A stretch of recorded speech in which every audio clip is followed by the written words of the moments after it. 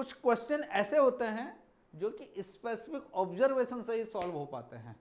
तो ऐसे क्वेश्चन बनाने का आपका प्रैक्टिस रहेगा, तभी इस टाइप के क्वेश्चन आपके बन पाएंगे। जैसे कि ये एनसीईआरटी से एक क्वेश्चन मैं लिया हूं 9.2 एक्सरसाइज से। तो देखिए सबसे पहले क्वेश्चन आप लोग पढ़ लीजिए कि क्या इसमें स्पेसिफिक चीज यूज हो रही है। The sums of n terms of two arithmetic progression are in the ratio of 2n plus 4 and 9n plus 6। इतना क्लियर है? 9n plus 6 ये रेशियो यहां पे दे दिया गया है और ये पूछ रहा है find the ratio of their 18th terms. ये बात क्लियर है? तो यहां पे क्वेश्चन आप देखिए कि यहां पे जो रेशियो दे रखा है उसने, वो क्या, किसका रेशियो दे रखा है? सम का रेशियो दे रखा है और दो अलग अलग अर्थमेटिक प्रोग्रेशन है। दो अलग अलग क्या है? अर्थमेटिक प्रोग्रेशन है। और सेम क्या चीज है कि दोनों में नंबर ऑफ टर्म्स सेम दे रखी है उसने। क्या दे रखा है उसने? देखिए the sum of n terms, तो एक को ले लेते हैं सपोज हम Sn sum of n terms, और दूसरे को हम ले लेते हैं S-n।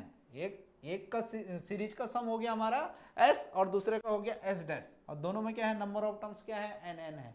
तो ये गिवन इंफॉर्मेशन हमारे पास क्या है? ये है 5n plus 4 divide by 9n plus 6। ये बात क्लियर है? बिल्कुल क्लियर है। अब यहां पे सम ऑफ अर्थमेटिक प्रोग्रेशन हम सबको पता है क्या होता है। सम ऑफ अर्थमेटिक प्रोग्रेशन क्या होता है? Sn इक्वल टू क्या आ जाता है हमारे पास? n/2 twice a plus n-1 into D. जहां पे a क्या है? फर्स्ट टर्म है, d क्या है? कॉमन डिफरेंस है, और n क्या है? जितने नंबर ऑफ टर्म्स हम ले रहे हैं। ये बात क्लियर है? ये बात समझ में आ रहा है? तो यहां पे भी क्या आ जाएगा हमारे पास? यहां पे भी आएगा n/2 और यहां पे लिख लिए हम twice a1 plus n-1 into D. ये बात क्लियर है? फिर देखिए इसमें भी, लेकिन ये दूसरी एपी है हमारे पास n/2, तो ट्वाइस a1 यहां पे डैश मान लेते हैं क्योंकि इसका फर्स्ट टर्म अलग होगा और सेम क्या होगा? नंबर ऑफ टर्म्स सेम है तो n-1 ये सेम ही रहेगा, और ये क्या हो जाएगा? कॉमन डिफरेंस उसका अलग होगा क्योंकि क्या है? अलग तरह का एपी है। और ये हमारे पास क्या आ गया? 5n प्लस 4 और डिवाइड बाई 9n प्लस 6 आ गया। ये बात क्लियर है? n/2 कैंसिल हो जाएगा। तो यहां पे देखिए, अब देखिए यहां पे क्या पूछा है उसने? 18th टर्म पूछा है। यहां पे क्या पूछा है उसने? 18 टर्म पूछा है। तो जो एपी है, एपी में अगर हम जनरल टर्म देखते हैं तो an इक्वल टू क्या आता है? a1 plus n-1 into D. ये बात क्लियर है? a1 मतलब फर्स्ट टर्म है, n-1 मतलब जिस नंबर पे हम देख रहे हैं तो d का कोफिशिएंट क्या होगा? उससे 1 कम होगा। तो यहां पे जो d का कोफिशिएंट आएगा वो क्या आएगा? a1 प्लस 17d आ जाएगा। ये बात क्लियर है? ये बात क्लियर है? और वो क्या पूछ रहा है? रेशियो पूछ रहा है। 18 टर्म का रेशियो पूछ रहा है। दोनों एपी का जो 18 टर्म होगा उन दोनों का रेशियो क्या होगा। ये बात क्लियर है? तो यहां पे देखिए जो फर्स्ट टर्म है उसका दुगना है, तो इसका मतलब जो n-1 है उसका भी अगर हम दुगना लेंगे तो चीजें बिल्कुल आसान हो जाएंगी। तो n-1 का दुगना, क्योंकि हम 17 देख रहे हैं, तो यहां पे अगर हम n-1 है तो 17 का दुगना कितना हो जाएगा? 34 हो जाएगा। 17 का दुगना क्या हो जाएगा? 34 हो जाएगा। यहां पे समझ लीजिए इस बात को कि 18 नंबर ऑफ टर्म उसने पूछा हुआ है। 18 नंबर ऑफ टर्म उसने पूछा हुआ है। तो जब हम जनरल टर्म देखते हैं तो फर्स्ट टर्म देखते हैं प्लस n-1 इंटू डी देखते हैं। तो यहां पे फर्स्ट टर्म का दुगना है तो इसका भी हमें दुगना ही लेना चाहिए। तो इसका मतलब n-1 को अगर हम 34 ले लें तो n इक्वल टू क्या आ जाएगा हमारे पास? 35 आ जाएगा। n क्या आ जाएगा हमारे पास? 35 आ जाएगा। इतना क्लियर है? ये बात समझ में आ रही है? इतना क्लियर है? देखिए अगर n को हम 35 ले लेते हैं तो यहां पे देखिए क्या आ जाएगा? ये चीज आ जाएगी हमारे पास ट्वाइस a1 n-1 34 मतलब 34d डिवाइड बाई क्या आ जाएगा हमारे पास? Twice a1 dash plus 34d dash, और इधर राइट हैंड साइड में हमारे पास क्या आ जाएगा? राइट हैंड साइड में आ जाएगा,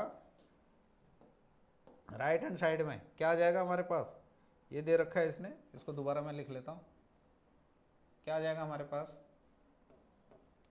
क्या लिख लेते हैं इसे, ट्वाइस A1 प्लस 34D, और इधर दे रखा है twice A1 dash plus 34D dash. इतना क्लियर है।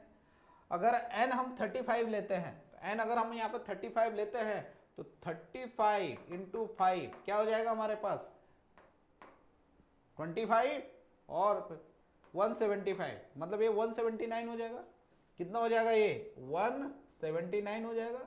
और नीचे क्या आ जाएगा, अगर 35 को 9 से मल्टीप्लाई करेंगे तो क्या आ जाएगा 45 और 27 31 और प्लस 6, तो मतलब क्या आ जाएगा 321 आ जाएगा, 321 आ जाएगा।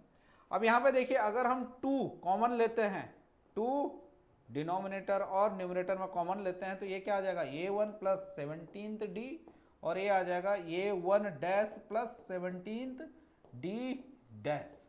ये बात क्लियर है। ये आ जाएगा 179 अपॉन 321। तो 2 से 2 कैंसिल, तो इसे ऑब्जर्व कीजिए, ये क्या आ गया हमारे पास, ये 18th क्या है n-1 कोफिशिएंट होगा, और ये क्या आ जाएगा A डैश 18th, और ये क्या आ जाएगा हमारे पास 179 अपॉन 321। तो यही उसने पूछा हुआ था। क्या पूछा हुआ था उसने, ratios of their 18 term, ratios of their, find the ratio of their 18 terms. ये बात क्लियर है, बिल्कुल क्लियर है। तो आप लोगों के लिए होमवर्क है कि ये क्वेश्चन सेम उसी तरह से है, ये भी एनसीईआरटी का है, लेकिन ये एग्जाम्पल है, एनसीईआरटी का एग्जाम्पल है। तो इसे आप लोग ट्राई कीजिए और कमेंट सेक्शन में बताइए कि इसका आपका क्या आंसर आया। नेक्स्ट सेशन में हम इसका आंसर आपको बताएंगे। तो चलिए ऐसे ही बनते रहिए, मजे करते रहिए, खुश रहिए, बिल्कुल अपने आप को झोंक दीजिए, जितना सवाल बना सकते हैं उतने बनाइए, बिल्कुल मन से मेहनत कीजिए। मन से किया गया काम हमेशा अच्छे रिजल्ट देता है। All the very best.